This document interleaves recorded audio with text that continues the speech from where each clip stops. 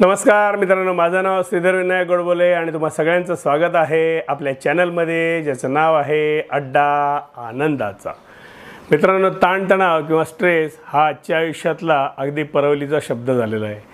लहान मुलापासून ते पार रिटायर झालेल्या माणसांपर्यंत सगळ्यांनाच ताणतणावाचा सामना करावा लागतो। तर आज छोट्या छोट्या किस्स्यांच्या माध्यमातून आपण या ताणतणावावरचे उपाय शोधूया। आजच्या किस्स्याचं नाव आहे सिएटल पॅराऑलिम्पिक। मित्रांनो, हा किस्सा 1986 सालचा सिएटल शहरातल्या पॅराऑलिम्पिकचा आहे, ज्याच्यामध्ये 10 मेंटली रिटार्टेड मुलांची एक शर्यत असते। बंदुकीच्या गोळीचा आवाज झाल्यावर 10 मुलं आपल्या स्टार्ट लाईनपासून पळायला सुरुवात करतात। 9 मुलं व्यवस्थित थोड्या प्रमाणात पळायला सुरुवात करतात, पण 10वा मुलगा जो असतो तो 2-3 पावलं चालल्यावर धडपडतो आणि खाली पडतो।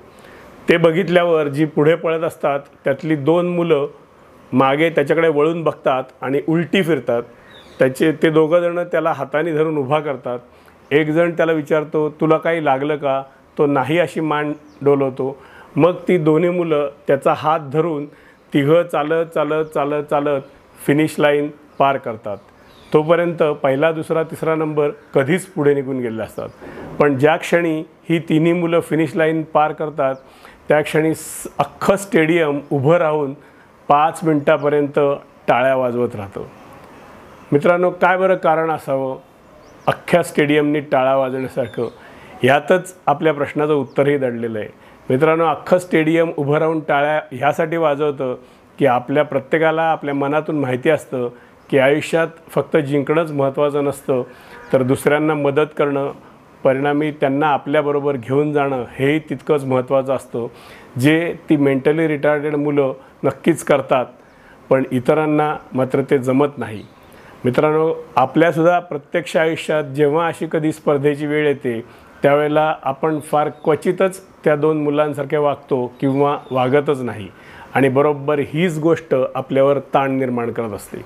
आपल्या प्रत्येकाला मनातून माहिती असतं की व्यवस्थितपणे वागणं, इतरांना मदत करणं हीच खरी चांगली गोष्ट आहे, पण आजच्या स्पर्धेच्या युगामध्ये त्या प्रेशरखाली आपण काहीही उलटसुलट करून, ज्याला इंग्रजीमध्ये बाय हुक और क्रूक म्हणतात, असं करून स्पर्धा जिंकायचा प्रयत्न करतो।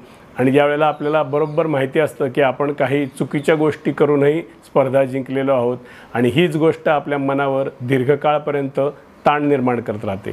तर मित्रांनो, या ताणातून सुटण्याचा सर्वात सोपा उपाय म्हणजे जेव्हा जेव्हा अशी परिस्थिती येईल त्यावेळेला निर्भेळ मनेने स्पर्धेच्या समोर जा आणि त्या मुलांसारखे शक्य असेल तिथे इतरांना मदत करा।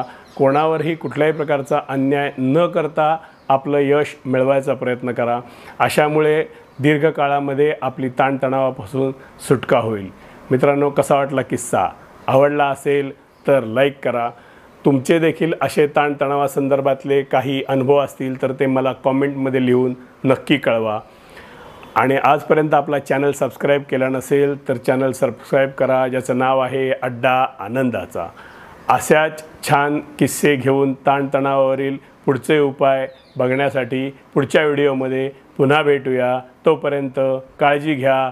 गणपती बाप्पा मोरया।